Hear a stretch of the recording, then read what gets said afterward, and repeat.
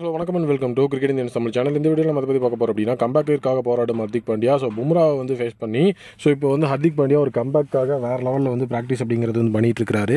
So Hardik Pandya பொறுத்த வரைக்கும் அவரோட பேட்டிங் ஃபார்ம் அப்படிங்கிறது ஒரு மிகப்பெரிய கன்சர்னாகவே இருந்துட்டு வருது. ஸோ இப்போ வரைக்குமே அவரோட பேட்டிங் ஃபார்ம் ஒரு பெரிய லெவலில் வந்துட்டு உள்ளே வரல அப்படிங்கிறது தான் உண்மை. ஸோ அதனால் வந்து பார்த்தீங்கன்னா இப்போது அவங்களுடைய டீமில் பெஸ்ட் பவுலரான பும்ராவை நெட்ஸில் ஆல்மோஸ்ட் 40 மினிட்ஸ் ஃபேஸ் பண்ணி நம்மளுடைய ஹர்திக் பாண்டியா பசத்தி இருக்காரு. ஹர்திக் பாண்டியா பொறுத்த வரைக்கும் அவருடைய பேட்டிங் ஃபார்ம் அப்படிங்கும்போது ஸோ அவரோட இனிஷியல் டேஸில் அவர் நம்ம ஹேட்ரிக் பாண்டியான்லாம் கூப்பிட்டு ஸோ அந்த அளவுக்கு வந்து அவர் நம்ம கொண்டாடி இருக்கிறோம். காரணம் அவருடைய பேட்டிங் அந்த லெவலில் வந்து ஒரு டிஸ்ட்ரக்ஷனாக இருக்கும்.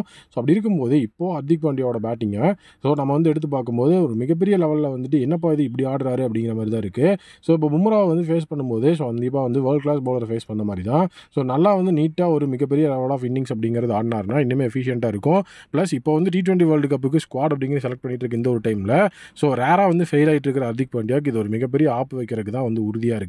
ஏன்னா அவர் பவுலிங் போட்டால் மட்டுமே ஸோ அவர் நாங்கள் வந்து T20 வேர்ல்டு கப்பில் எடுப்போம்னு சொல்லியிருக்காங்க. இப்போ அவர் வந்து ரீசெண்டாக 3 மேட்ச் பவுலிங்கும் போடாமல் இருந்தார். ப்ளஸ் ஃபார்ம் அப்படிங்கிறதும் பெரிய லெவலில் இல்லைனா கண்டிப்பாக ஈஸியாக அவரை ட்ராப் பண்ணிட்டு அந்த இடத்துல வந்து சிவம் துபே நல்ல ஒரு ஃபார்மில் இருக்கிறாரு. ஸோ அவரில் எடுத்துகிட்டு போகிறதுக்கான சான்சஸ் ரொம்ப அதிகமாக இருக்குது.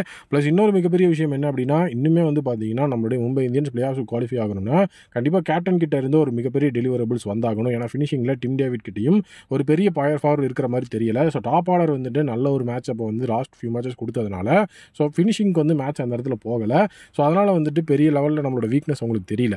சப்போஸ் வந்துட்டு ஃபஸ்ட்டு மாதிரி வந்து அதாவது ஃபஸ்ட்டு ஹேட்ரிக் லாஸ் அடையும் போதெல்லாம் அவங்ககிட்ட வந்துட்டு அந்த ஓப்பனிங் ஸ்டாண்ட் இல்லை. ஸோ அந்த மாதிரி ஒரு விஷயத்துக்குள்ளே போனாங்கன்னா கண்டிப்பாக மறுபடியும் வந்து ஃபினிஷிங்கை நோக்கி மேட்ச் போகும். இந்த மாதிரி ஒரு ஃபார்ம் அவுட் அப்படிங்கிற மாதிரி விஷயத்தில் இருந்ததுன்னா கண்டிப்பாக அது வந்துட்டு டீமுக்கும் வந்துட்டு ஒரு மிகப்பெரிய ஆபத்தாக தான் முடியும். ஸோ அதனால் இப்போ பும்ராவை ஃபேஸ் பண்ணி ட்ரைனிங் எடுத்துருக்கிறார் ஹர்திக் பாண்டியா. ஸோ ஆர்ஆருக்கு எகென்ஸ்டான மேட்ச்சில் ஹர்திக் பாண்டியாவோட கம்பேக் இருக்குமா?